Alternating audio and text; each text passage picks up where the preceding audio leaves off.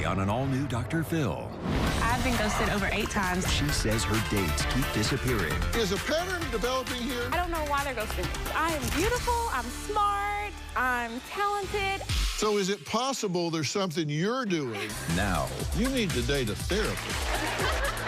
a ghost of Brittany's past Hey, Casper. is here to tell all. You start seeing some red flags. Today's going to be a changing day in your life. You've never had anybody working harder to bring you to the threshold of change than right now.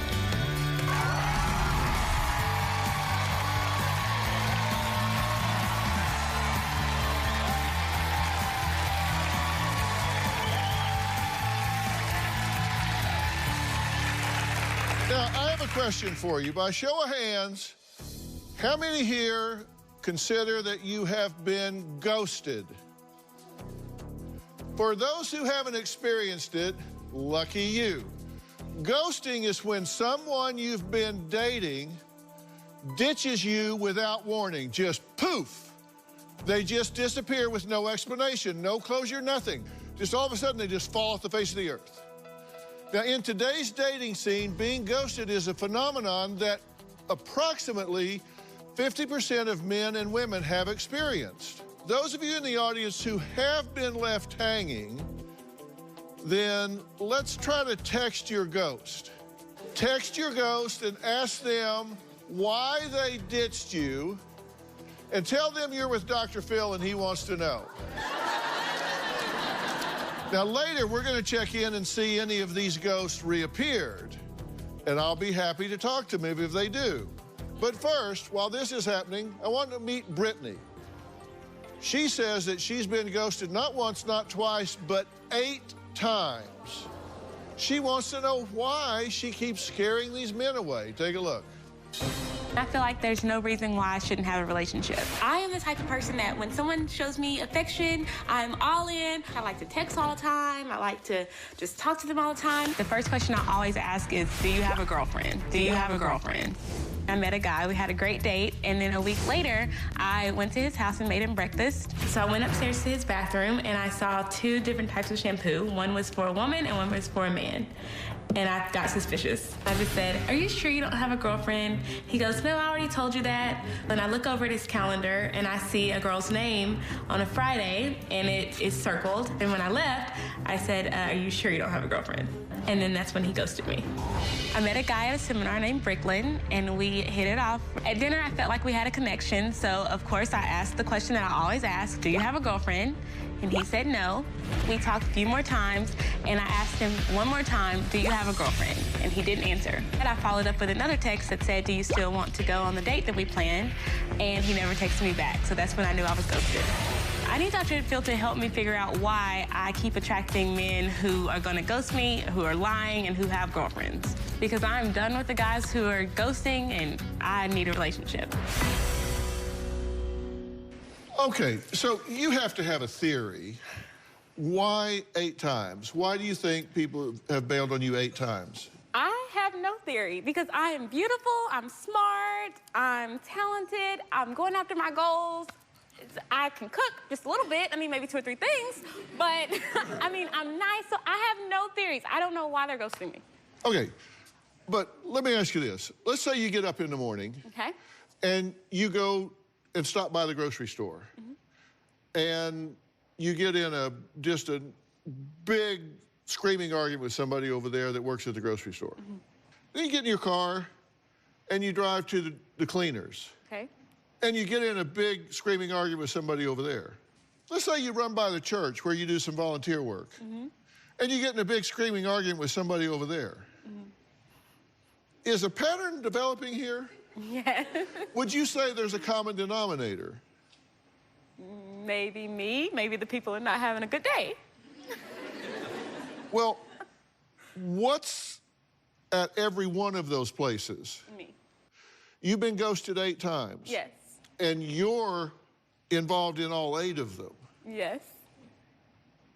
So is it possible there's something you're doing that's alienating people? Is that just, I'm not saying, I just met you, I don't know, I'm just asking. I honestly, it's because a lot of these guys who are on dating apps have girlfriends already or they're talking to someone already and I find out and they don't like that. Really, you don't consider that it's something you're doing? No. Really? How is that something I'm doing when they had a girlfriend the whole time? Well, let's take a look. Okay, we'll call this Ghost 1. Okay. April 13th, Ghost. I'd be honored to take a pretty girl like yourself out.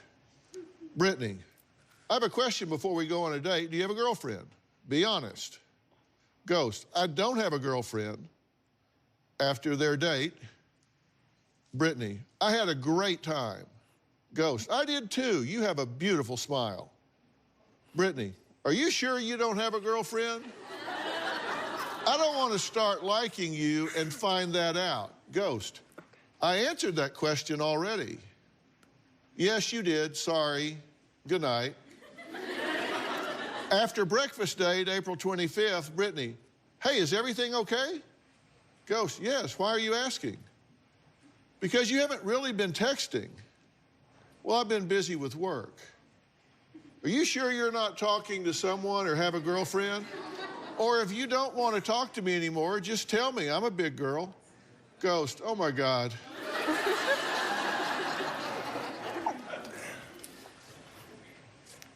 When you see that written out, what do you think about that? I think that he had a girlfriend and he didn't tell me. Okay, but you have to understand his actions. During this time, he was texting me, good morning, and good morning, and then the good morning started fading. When you're not texting me good morning, you're texting somebody good morning. So then I started thinking, okay, maybe he has a girlfriend. Like, maybe that's the problem. Because it's happened to me in the past. So with my trust issues and a little bit of that mixed in, I had to ask him. Okay, so what happened after the OMG? I think we stopped talking.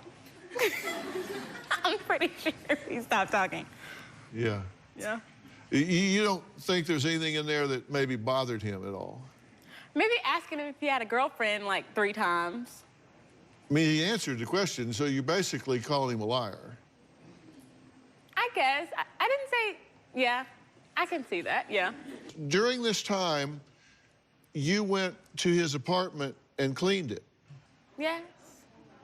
Uh-huh. Yes, I cooked for him. He was eating cereal. He told me that he ate cereal all the time. So you went over and cleaned his apartment? Yes. And made him breakfast? Yes. And you cleaned his bathroom? No, well, yeah, I kind of like needed to go to the bathroom, but I kind of needed to, you know. So I just cleaned while I was in there, yeah. And what'd you find in there? I saw some women's shampoo, and first I was like, okay, maybe he uses women's shampoo, that's fine, but then I saw men's shampoo, and I'm thinking, wait a minute, like, there shouldn't be 2 different shampoos in here.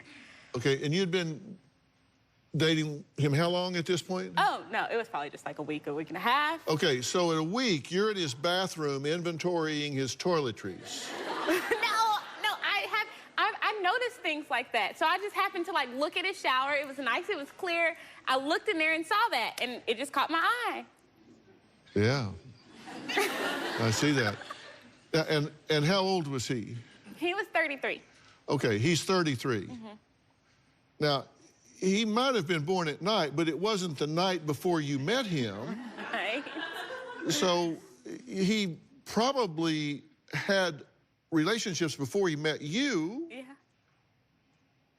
But she's not leaving her shampoo. Or he should throw out the shampoo. If, I mean, what are you keeping her shampoo for? I wouldn't keep my ex-boyfriend's shampoo. So you say that guys who ghost are just cowards? Yeah, they are. I really feel like they're cowards. That they should explain why? Yes. They're going. A quick text, I mean, just to say, hey, I don't think this is gonna work. Something like that, rather than just like leaving me hanging. 8 times. 8 times. Yeah. All right, well, coming up, we're gonna meet one of Brittany's ghosts. We're gonna find out what he has to say next.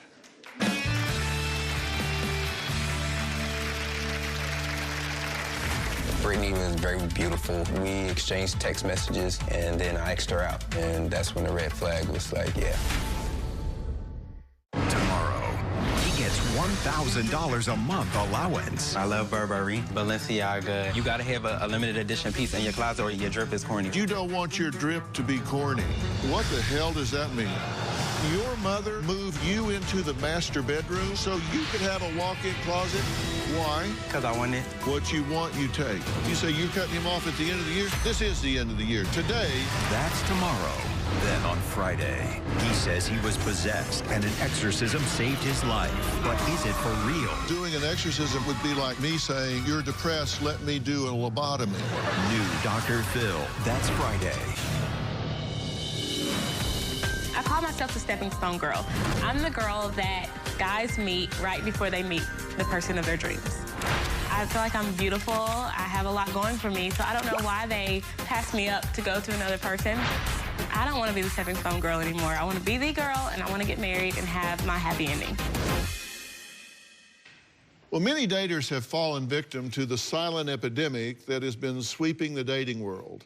Yep, we're talking about ghosting. Now, Brittany says she scares every man away, and she wants to know why.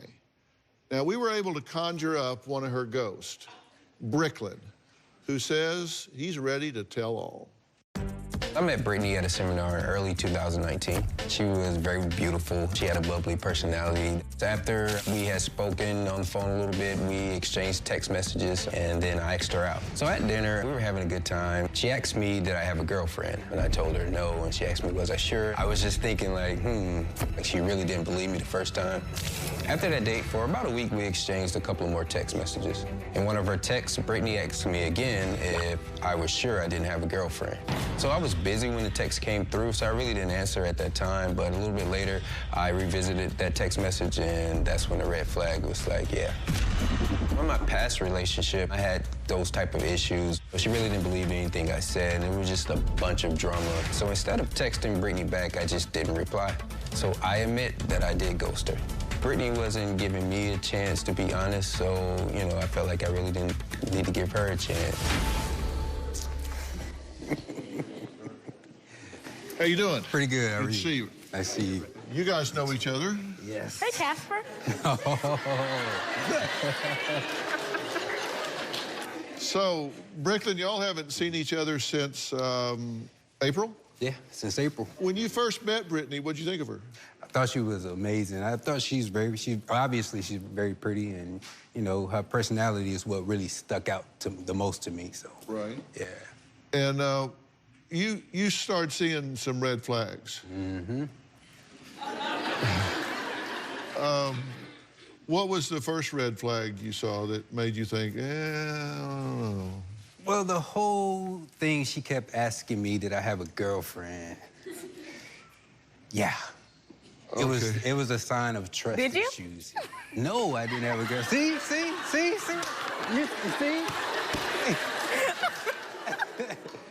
Okay, so April 19th, 12:14 a.m., Brittany says, I had a good time. Thank you for my hot wings. Next time, I'm going to beat you. Also, I know I asked you this on the date, but are you sure you don't have a girlfriend? Now, this is the first date, right? Right. May 2nd, 8:29 p.m., Brittany, hey, is everything good between us? You don't have a girlfriend or anything. Yeah, because he stopped texting as much, he stopped calling as much, so somebody was getting his attention. May 8th, 11:36, Brittany, you never answered my question. And like, I hate when guys start backing off and don't tell me what's going on. So if there's a problem, please just tell me. Bricklin, just a little busy right now. May 10th, 5:57 p.m., Brittany, hey, everything good? Bricklin, yeah, just busy. Brittany, okay, did you still want to meet up and go to the movies and then bowling? Crickets after that. He never responded to that. It reminded me of some drama that I went through in a relationship I had in the past. Don't just stop texting me or stop calling, and then here I am wondering what's going on. And, like, you don't leave somebody on red like that. Like, just say you didn't want to go. Like, don't be a coward about it, you know? Oh, okay. Well, you're right, you know. I do apologize for not responding to your text. In none of those messages, you never said, you keep asking me if I have a girlfriend that's bothering me. Like, you never said that. Right, Dr. Phil?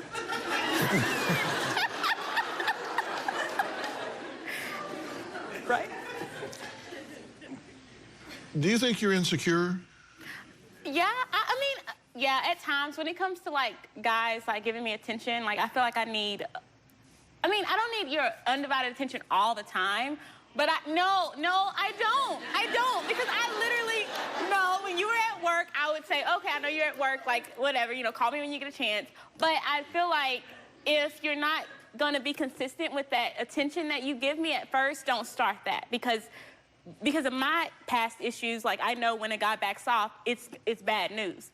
Well, have you ever heard the old saying, what I fear, I create? Yes. Is it possible that what you fear is that they're going to dump you and get a girlfriend, or and you make sure that happens? You create the very thing you fear by being not much fun to be around. No, I'm very fun to be around. You know that. I'm very fun. Yeah. But I feel like, no, Dr. Phil, listen. I feel like if you can't run somebody off that wants to be there. You need to date a therapist. I got some statements from other ghosts of Brittany's. He said, I ghosted Brittany because she was almost too nice and scared me. She came and cleaned my apartment and cooked me breakfast the week after our first date. I was like, what woman does that this soon? After I told her I was busy. Ghost 2, I didn't want a girlfriend at the time, and I ghosted. I remember she did like to text a lot, but that didn't really bother me. She paid for her own meal when we went on the first date. I thought that was a little different. Ghost 3, at the time I was on a dating app talking to many different women. I liked one more than I liked the others. She is now my wife.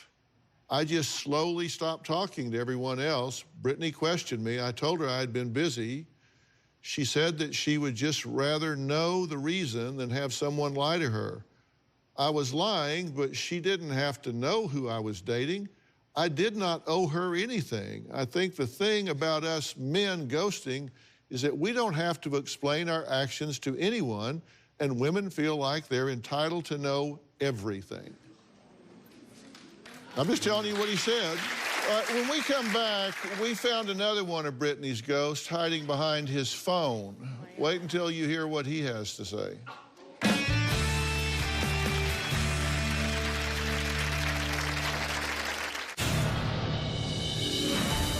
When I suspect a guy is lying to me about having a girlfriend, I get on social media and I immediately do my detective work. I type his name in, and then I look for girls who are constantly liking his photos. I look for girls who are commenting. I look at their pages to see if he's commenting. I'm not just paranoid or jealous. I know a lot of these guys are trying to play me, and because it's happened to me so many times in the past, like, I can recognize it within a second.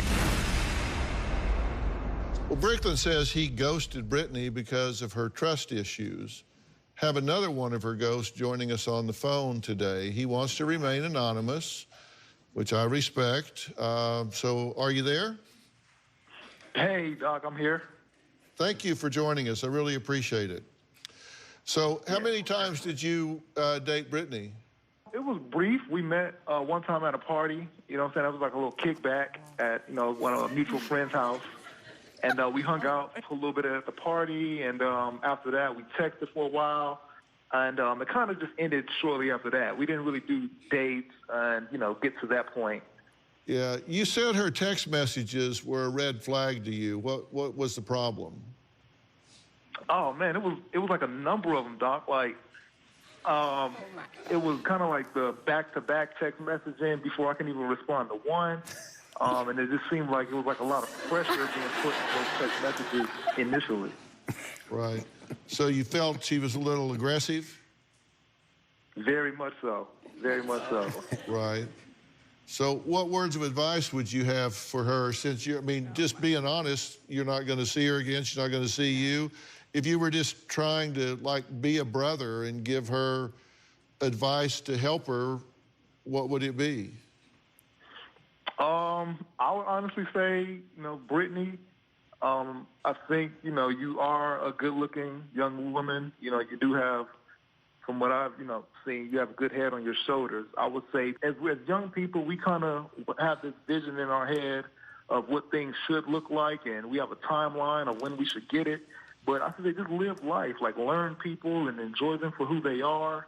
And if, you know, the chemistry is there, it's there. Yeah,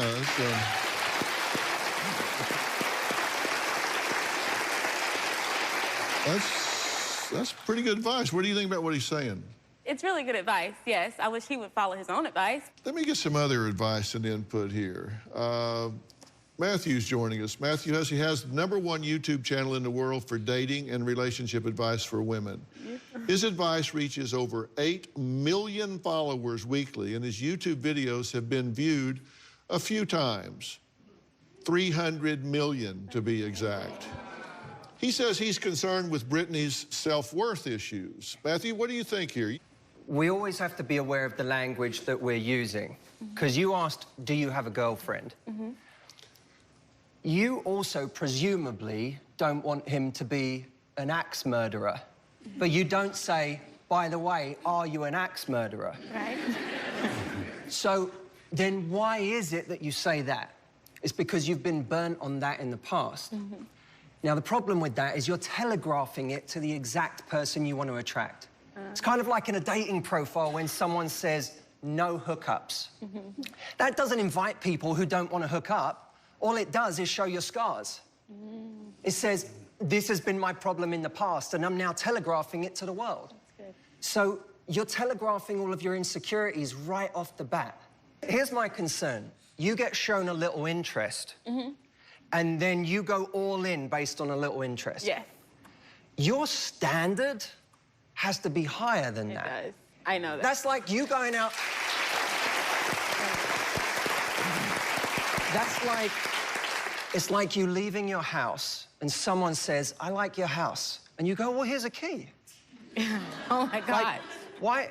Someone doesn't get a key to your house just because they said you have a nice house. Right. Now, closure, I want you to hear this over and over again. Closure is overrated, okay?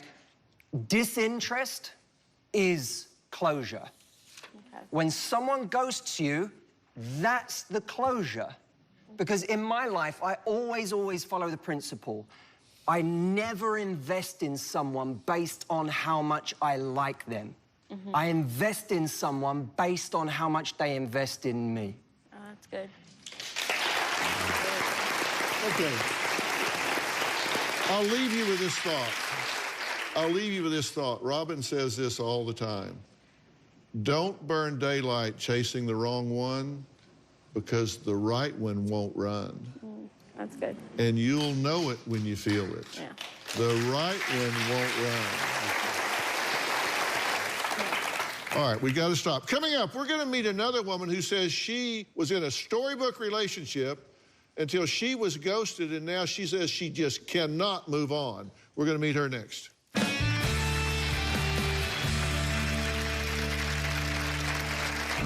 I dated a man for over a year. I spent approximately $2,700 to help him move. I bought him about 14 watches. He told me he loved me up until the day he ghosted me.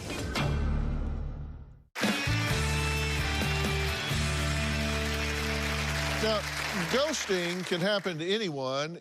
My next guest, Diane, says she was in a loving relationship for 5 months, but then her boyfriend vanished into thin air, ghosting her and her mother, Marlene. Take a look.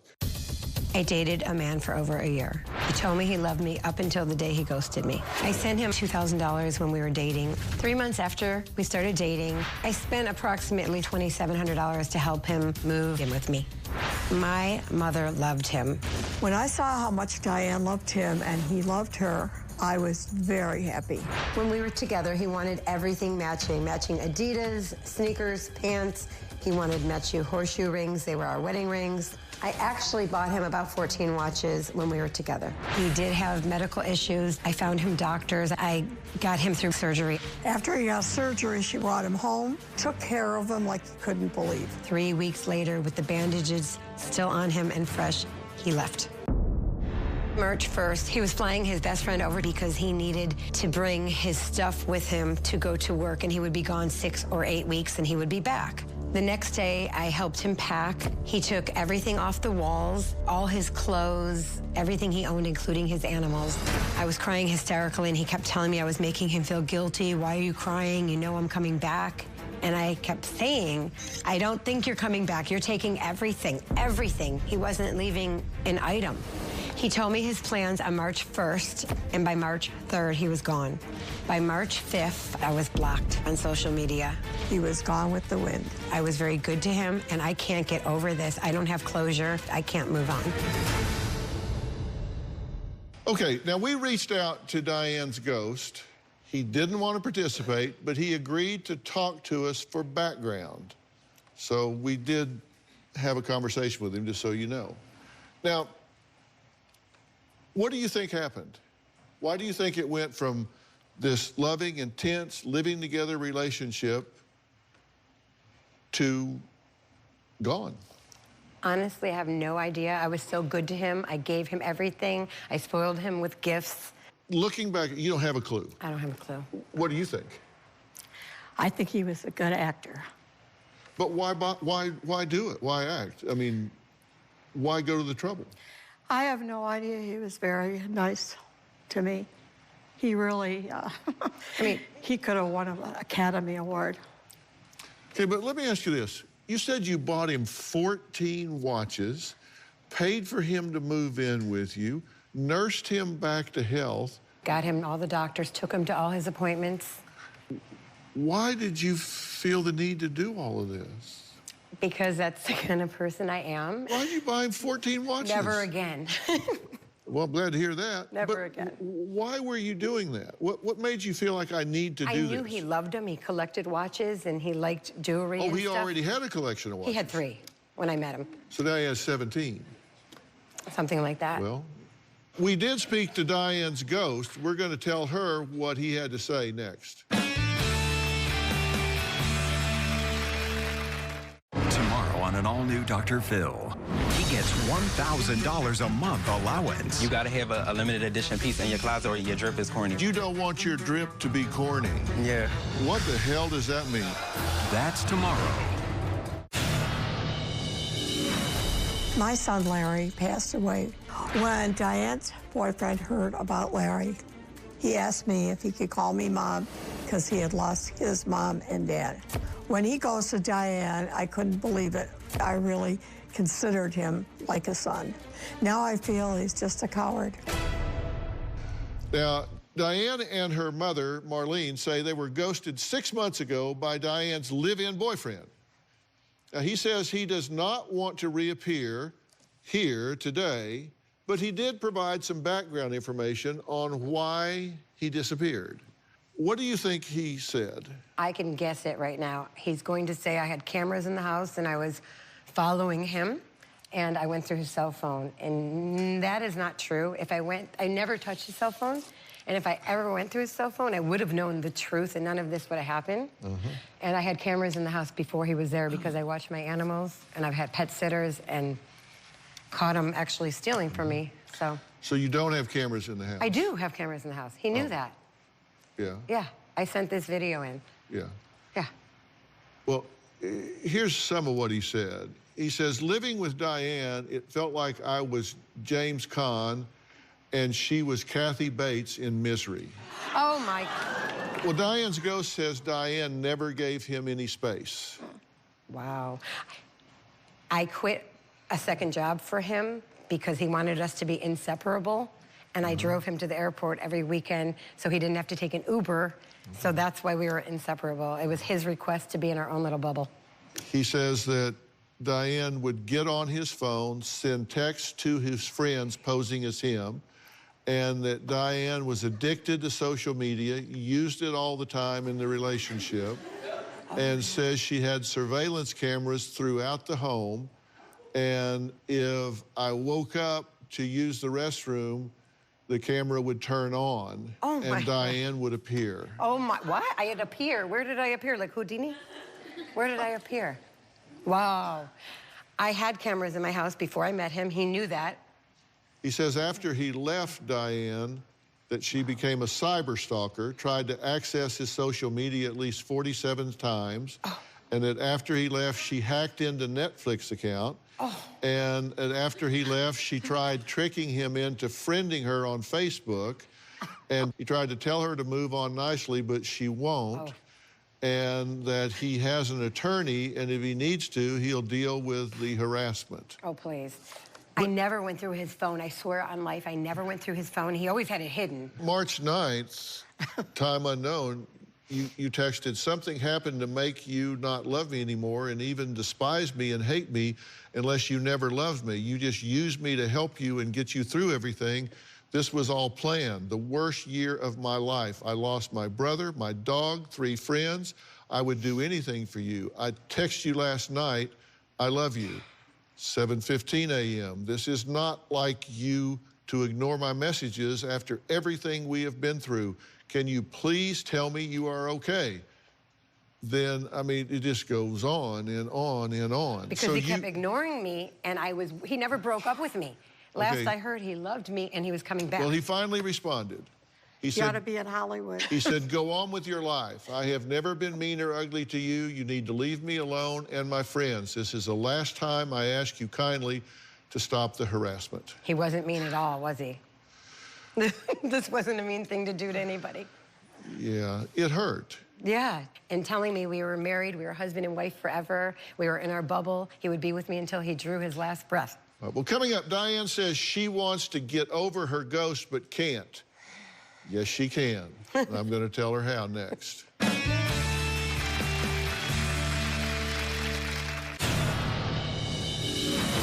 My boyfriend never explained what happened, why he left. I actually found that out on my own. One night I decided I'm just gonna chill and watch a Netflix movie. I turned on the TV and next to his name was his ex-girlfriend. He left her to come to me, and then he left me to go back to her. So I think the only person he loves is himself. Diane says the act of being ghosted is nothing compared to the curse that haunts her after being ghosted with no closure. And, you know, look. Come on, Dr. Phil, say it. Well, I am going to say it. And, you know, Matthew said it earlier. Closure's way overrated. Sometimes you win, sometimes you learn. It becomes tuition if you learn from it. It becomes penalty if you don't. From it. You have learned from it. So you have to understand, I'm going to take this a step at a time. And unless you turn it loose, it will make you bitter and resentful for the rest of your life. And it will cause every man you meet from now on will pay the penalty for this guy that came before them. You can learn from it, but you've got to turn it loose.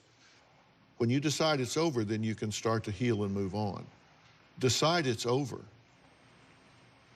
Give yourself permission, say, got burned. Today. I'm moving on. Today is the day. And that is a choice. Forgiveness is a choice. Now,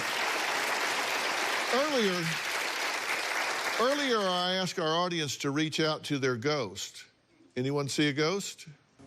What's your name? Christy. Christy, did you get a response? Yeah. What'd he say? He said that you could call him.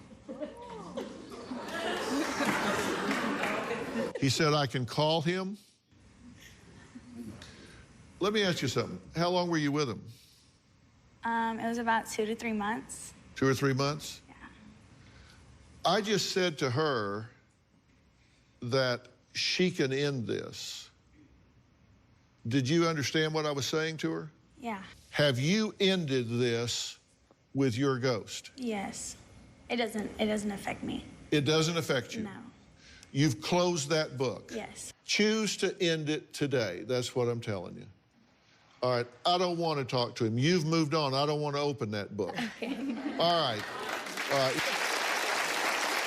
We've got to move on. Coming up, just how healthy am I? Thanks to DNA, I'm about to find out.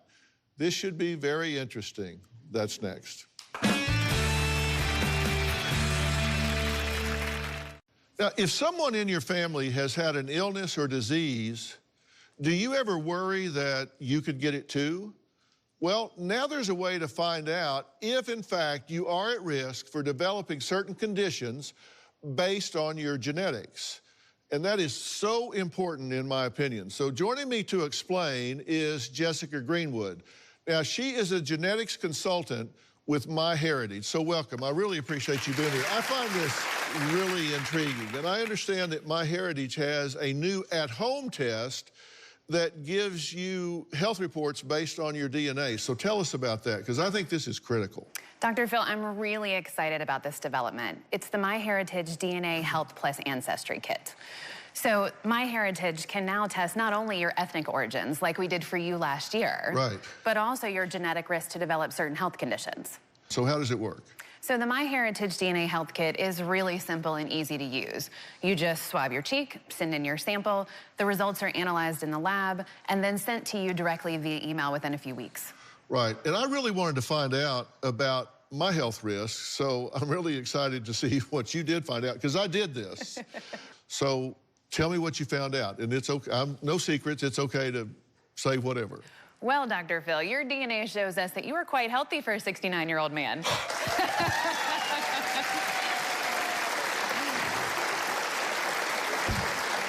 Yeah, all right. So, looks like you're stuck with me for a while.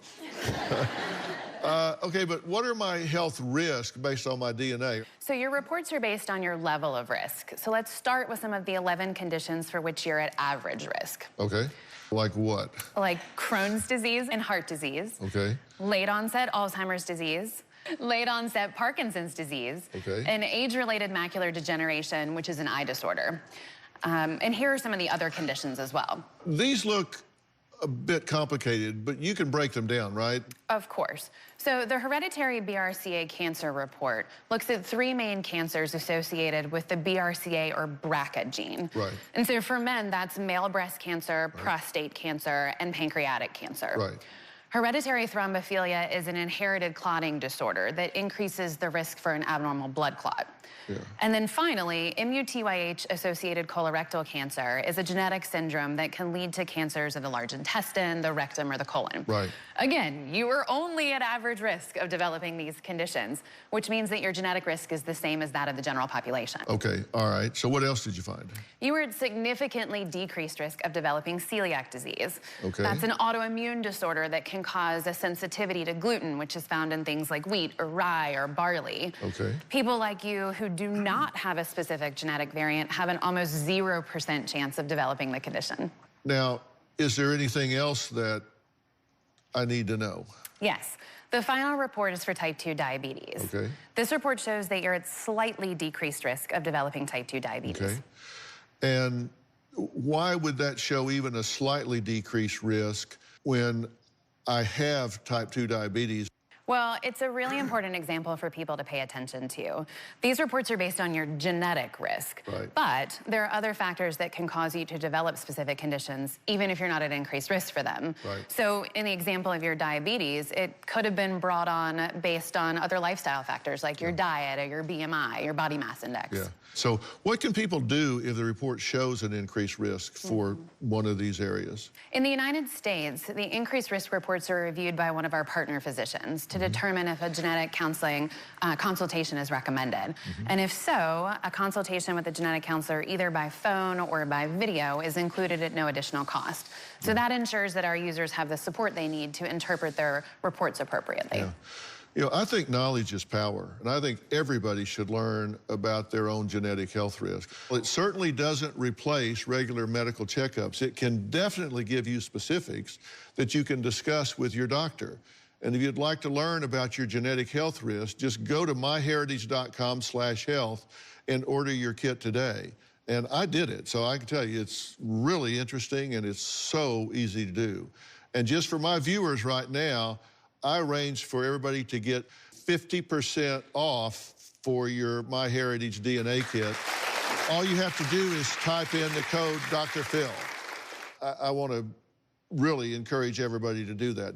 So I want to thank all of my guests today, and a special thanks to dating expert Matthew Hussey, and also a special thanks to Jessica Greenwood. and my heritage. Now, before I go, one of the great things about social media is it allows me to hear directly from you guys. And I just love this tweet from Gwynnie, who wrote, "I have watched almost every episode of your show since I was 10 years old." Get a life. No, I wanted you to know that you inspired me to become a child psychologist, and I thank you for that every day. Well, I'm glad to hear that. Thank you for watching. Keep those tweets, Instagram, and Facebook messages coming, because I do look at them. We'll see you next time. Jessica, thanks so much.